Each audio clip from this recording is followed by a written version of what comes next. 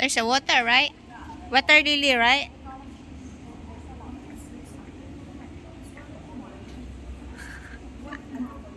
No, I take a video. I take a video.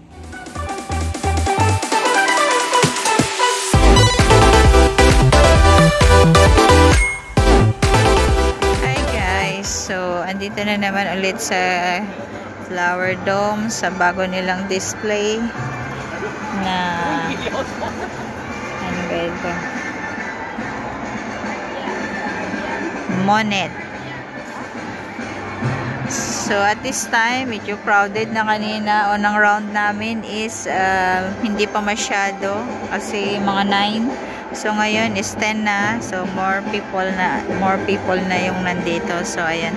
Ipapakita ko sa inyo guys yung display nila dito. Sobrang ganda na naman ng mga flower, nakaka-amaze. So ayan, ikot tayo. So ngayon, more crowded na talaga, very very crowded na. So, ikot ko na lang guys. So, pakita ko sa inyo yung display nila dito. Hindi na ako magsasalita kasi tawag nito. Marami ng tao. So, let's go. So, ito yung row. Claude Moni nila. Moni daw. Silent T, sabi ni Madam. So, Moni. So, ayan yung art display nila. Yung bahay. And, ayan yung mga furniture. So, doon ikot sa kabila. May tao eh.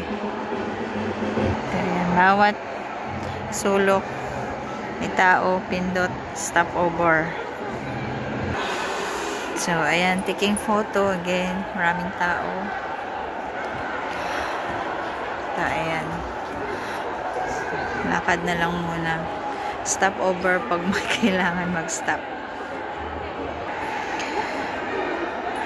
So, ayan, malula ka na lang sa ganda ng kanilang mga bulaklak.